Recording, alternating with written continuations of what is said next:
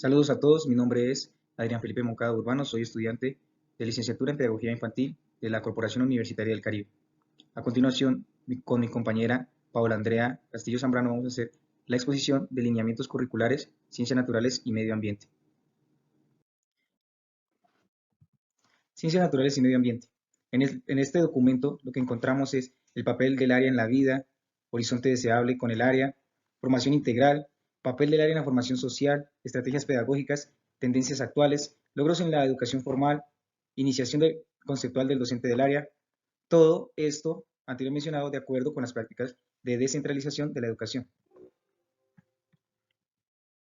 En este documento encontramos referentes teóricos y currículo, referentes filosóficos, referentes epistemológicos que hablan sobre el valor del mundo en lo científico, referentes sociológicos, que es la escuela como un entorno donde se construyen los significados. El documento también nos habla de la dimensión ambiental en la escuela. En la dimensión ambiental se integra el pensamiento científico, con el fin de mejorar el papel del educador, pero este no es una camisa de fuerza. Es más, este documento nos invita a que los educadores propongamos nuevas estrategias didácticas para el mejoramiento de los procesos de enseñanza y aprendizaje. El mundo de la vida, punto de partida y llegada, Edmund Husserl. El mundo de la vida es donde nosotros nos interactuamos todo el tiempo, es la vida en sociedad. El concepto del mundo de la vida es que donde el centro es la persona humana y se le da importancia a los conocimientos previos. Los alumnos como los científicos viven un descubrimiento siempre similar al que busca el científico dentro de su accionar en busca de nuevos conocimientos. El científico se aleja del mundo de la vida cuando está dentro de su laboratorio, donde está dentro de su lugar de trabajo, pero siempre tiene que volver al mundo de la vida. Por eso es tan importante y no debemos olvidarnos que nosotros, a pesar de que estamos en un proceso de descubrimiento, siempre volvemos al mundo de la vida en todo momento. El conocimiento o la percepción del mundo se trata también de diferentes perspectivas. Cada persona tiene una perspectiva diferente del mundo. Lo que busca el conocimiento científico es abandonar las perspectivas individuales y encontrar un consenso. Por ejemplo, los rectángulos solo existen en nuestra mente, pero nos ayudan a darle significado a la vida. Esto quiere decir, nosotros sabemos que un rectángulo es una forma geométrica porque ya la hemos estudiado y tenemos dentro de nuestros conocimientos previos que es un rectángulo. Pero ¿para qué nos sirve el rectángulo? Nos sirve para representar lo que vivimos a diario, como por ejemplo una puerta tiene forma rectangular. De esto se trata, que lo más importante no son los avances científicos, lo más importante es enseñar desde la experiencia, que el alumno aprenda a integrar sus conocimientos a la vida. Verdades absolutas no tienen cabida para la filosofía.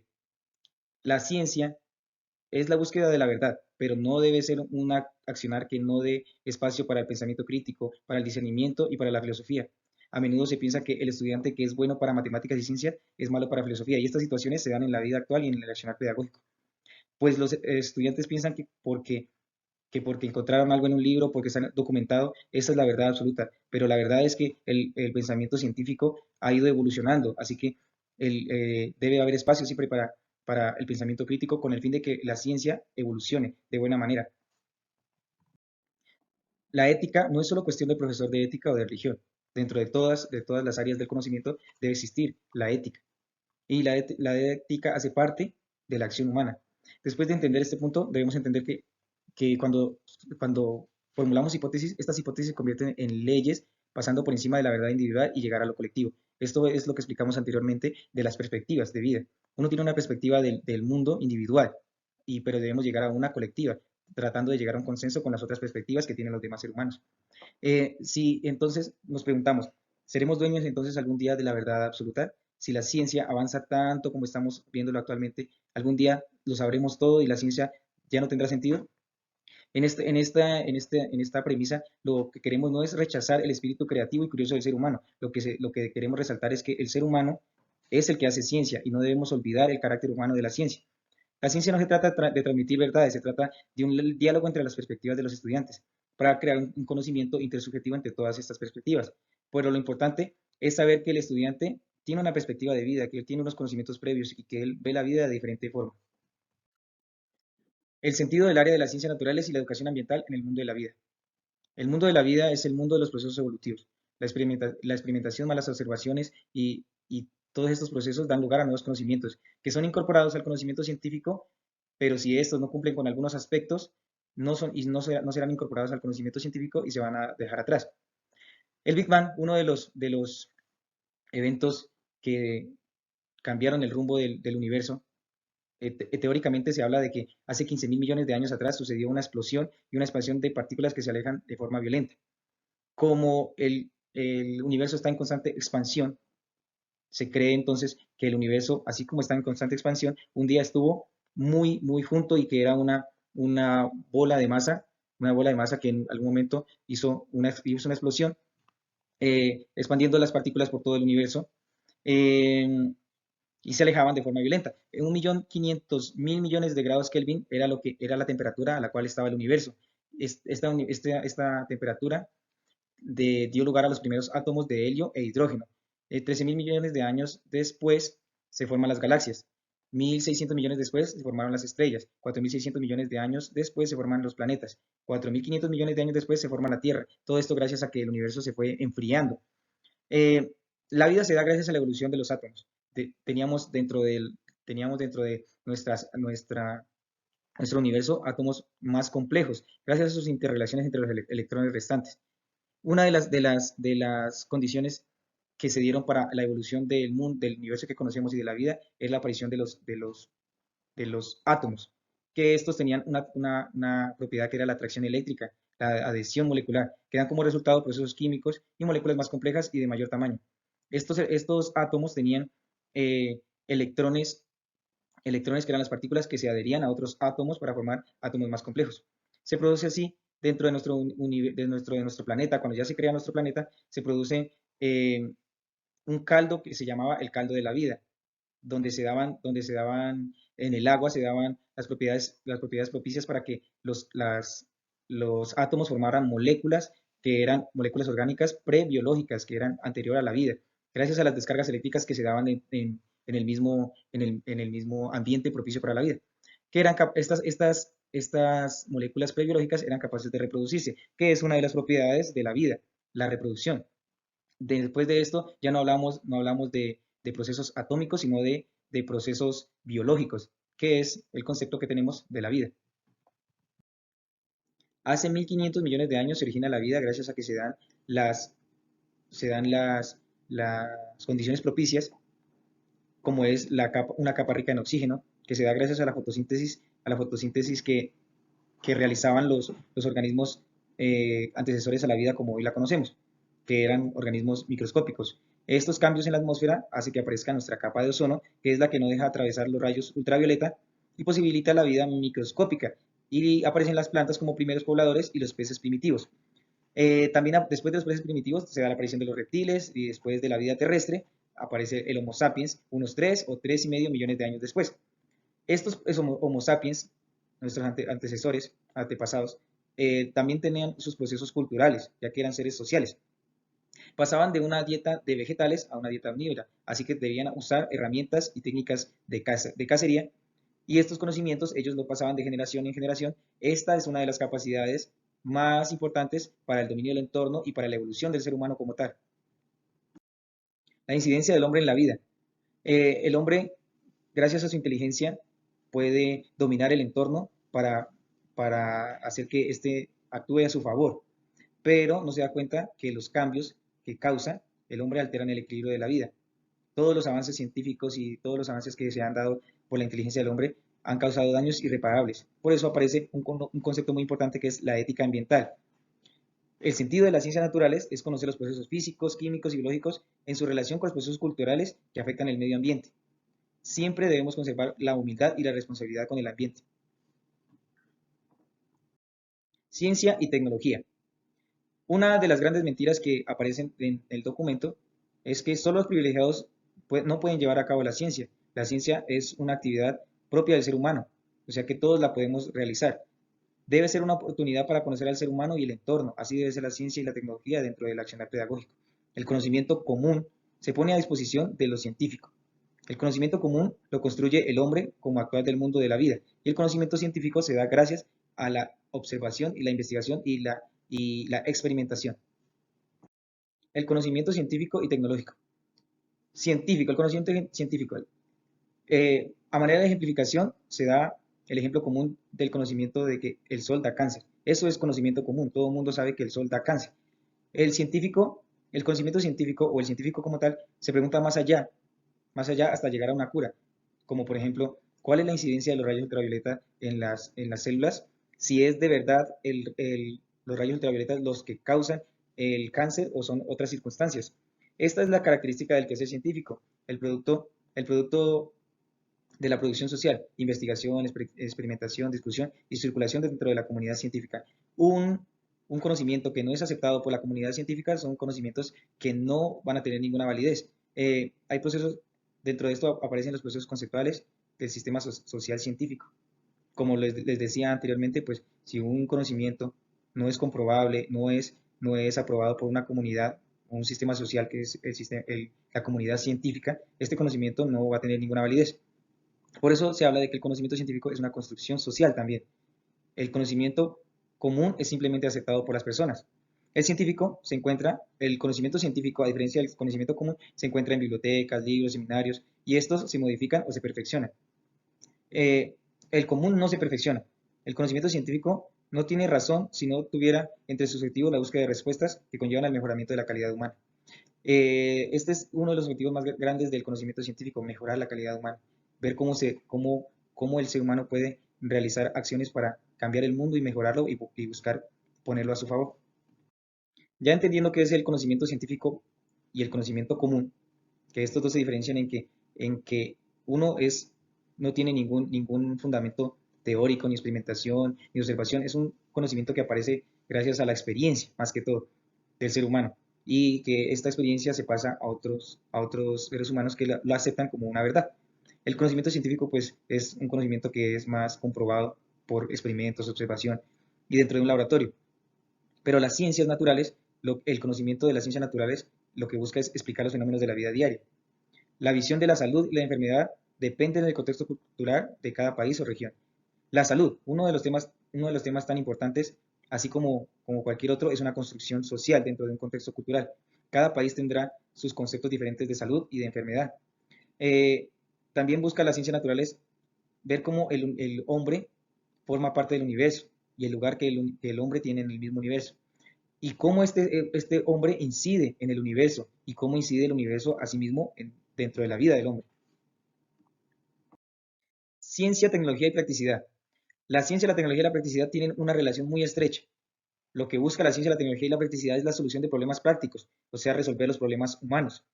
La tecnología son los aparatos que se dan gracias a la ciencia. La ciencia y la aplicación de la misma se dan gracias a la tecnología. Gracias a los avances en la ciencia se crea nueva tecnología que a su vez es la misma ciencia representada en aparatos y cosas que pueden darnos solución a problemas prácticos de los seres humanos. Como ejemplo, tenemos el barco que flota. Antes de que nosotros entendiéramos el principio científico de cómo algo puede flotar por encima del agua, ya teníamos el barco y ya existía el barco y este barco nos daba una solución muy grande que era cómo navegar dentro de los mares y dentro de las aguas. Este es un ejemplo muy fácil para entender cuál es la importancia de la ciencia, la tecnología y la practicidad. Naturaleza de la ciencia. La ciencia es un juego que nunca termina. Es un sistema inacabado de destrucción y obstrucción. ¿Por qué se dice que es un juego que nunca termina? Porque cuando el hombre le da respuesta a una de sus preguntas, aparecen muchas más. Por eso se dice dice el documento que cuando una puerta se cierra, aparecen muchas más. Eh, el ejemplo muy cercano es el ejemplo de las estrellas. Para nuestros ancestros o para culturas anteriores a nosotros, las estrellas eran los ancestros, las personas que ya habían muerto. Luego aparecían otras creencias que era que era la luz de Dios que pasaba por espacios muy estrechos del cielo, hasta llegar a la percepción que tenemos hoy de las estrellas. Por eso se dice que dentro de las ciencias no debe haber verdad absoluta, porque la ciencia está en constante evolución, o se terminaría la ciencia. Otro ejemplo es el átomo. Nosotros suponemos que el átomo se asemeja al sistema solar porque entendemos el concepto. Cada estudiante tiene una perspectiva diferente de la realidad, ya lo habíamos dicho con anterioridad, pero el estudiante que entiende un poquito el concepto del átomo y del sistema solar sabe que hay un núcleo y que en el sistema solar ahí está el Sol, en donde orbitan los planetas y en el átomo también orbitan los electrones y en el átomo en el centro se encuentran los protones y los neutrones. Pero ningún estudiante se pone a pensar, bueno, y si hay electrones, ese electrón también puede tener una luna como lo tiene el planeta Tierra. Por esto, el estudiante cree que la realidad que está en los libros es la verdad absoluta y no piensa que esto un día puede cambiar y que de pronto él puede hacer parte de este cambio. Esta es la naturaleza de la ciencia. Debemos enseñar a los estudiantes que el mundo como lo conocemos es una percepción que tenemos, pero que esta percepción puede cambiar y que nosotros podemos hacer parte del cambio. Por eso ese es el sentido y la naturaleza de la ciencia.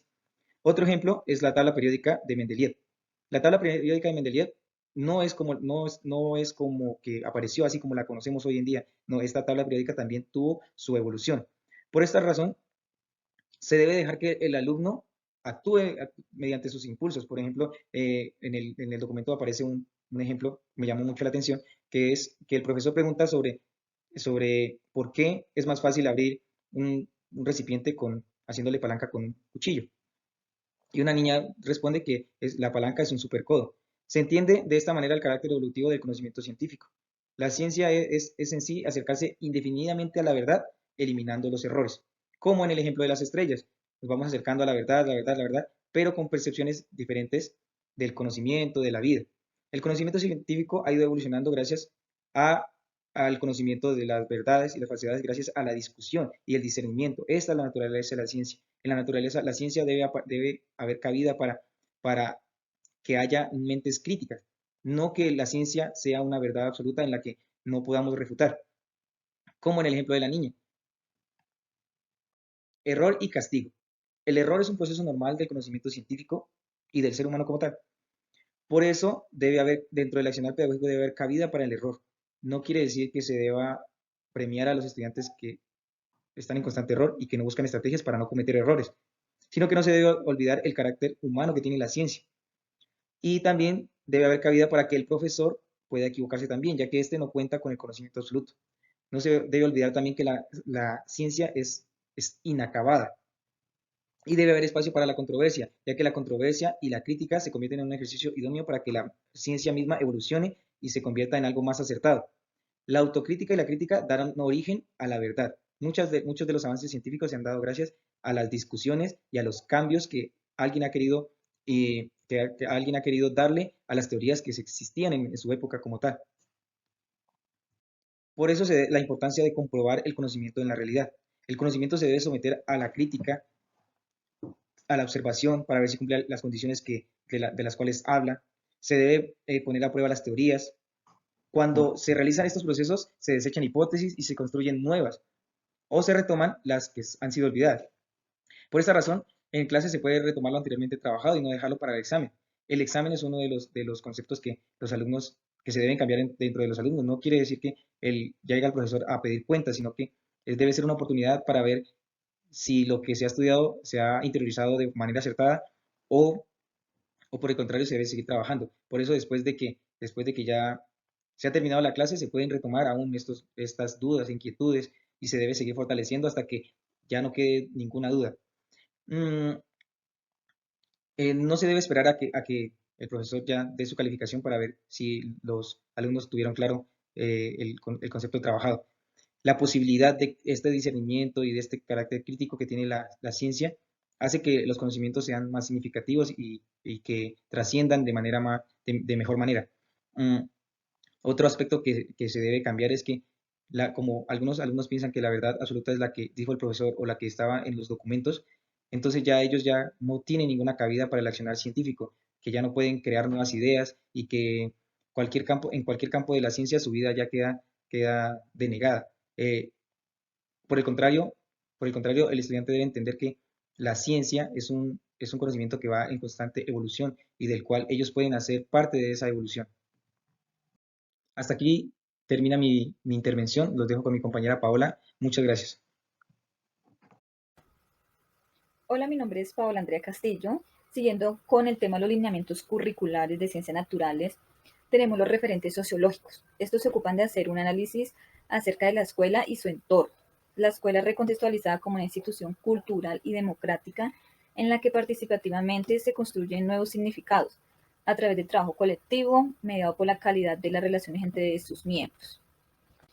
El contexto escolar, como bien lo dice el Ministerio de Educación, la escuela es el espacio para enseñar, crear, divertirnos y ver el mundo a través de los otros. La escuela aprovecha el conocimiento común y las experiencias previas de los alumnos para que estos, en un proceso de transformación, vayan construyendo conocimiento científico. Por tanto, la escuela da acceso a los diferentes saberes para socializarlos y ponerlos al servicio de la comunidad. La escuela como institución social y democrática. La escuela, en cuanto a institución social y democrática, promueve y realiza participativamente actividades que propician el mejoramiento y desarrollo personal, sociocultural y ambiental. La formación de valores en la escuela. Educar en valores nos compete a todos, por lo que la formación en valores en el área de ciencias naturales es indispensable para la comprensión del medio, tanto social como natural. Esto conlleva a que los estudiantes se integren armónicamente en la naturaleza, respetando y responsabilizándose de los recursos naturales. La escuela y la dimensión ambiental. La escuela, en cuanto a sistema social y democrático, debe educar para que los estudiantes comprendan la naturaleza compleja del ambiente. Todo esto resultante de la interacción de sus aspectos biológicos, para que construyan valores y actitudes positivas para el mejoramiento de las interacciones hombre-sociedad-naturaleza, para un manejo adecuado de los recursos naturales y para que desarrollen las competencias básicas para resolver problemas ambientales. Escuela, salud y comunidad. Escuela, salud y aprendizaje. El estudiante, como razón de ser de la escuela y como ser psicobiológico y social, interactúa con su medio ambiente. De esta interrelación depende en gran parte su aprendizaje, su salud y su calidad de vida. Es por ello evidente la estrecha relación entre estos aspectos, ya que el aprendizaje de los alumnos puede afectarse si presenta algún déficit nutricional, traumática, etc. La escuela y el currículo. La escuela es autónoma para elaborar y llevar a cabo participativamente su proyecto educativo. Por tal motivo, la escuela debe responder los problemas, necesidades e intereses de los alumnos. En cuanto a esto, el ambiente escolar debe ser favorable, en donde los procesos de enseñanza y aprendizaje de las ciencias naturales se vea reflejada en un lugar donde el estudiante pueda asumir su responsabilidad hacia el medio ambiente.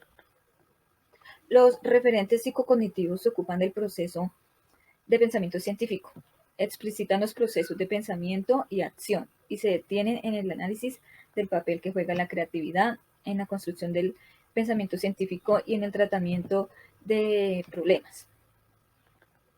Construcción del pensamiento científico. La educación en ciencias naturales tiene como finalidad desarrollar el pensamiento científico, respetando las reglas de convivencia.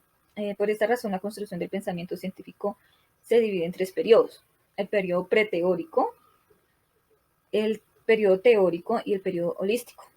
En el periodo preteórico, el alumno da una breve descripción de un concepto. En el teórico, hace explicaciones solo dentro del campo de estudio.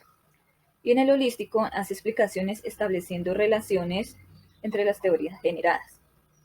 En los procesos de pensamiento y acción distinguimos tres momentos importantes en la construcción de un nuevo conocimiento, que es el equilibrio, el desequilibrio y la reequilibración. El equilibrio es lo observado que corresponde a su hipótesis. El desequilibrio son los sucesos que no corresponden a lo esperado y la reequilibración se organiza el sistema de conocimiento para llegar a un estado de equilibrio más evolucionado. Creatividad para la resolución de problemas. Se basa en tres pilares, que es la comprensión, la imaginación y la crítica.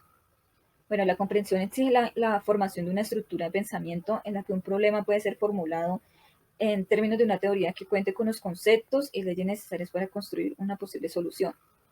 La imaginación es el momento del razonamiento de la combinación de conocimientos anteriores. Y la crítica es el momento de la evaluación de los resultados que permiten distinguir los productos de la imaginación, que son aquellos que son valiosos o de aquellos que son triviales o incongruentes, etc. Muchas gracias por su atención.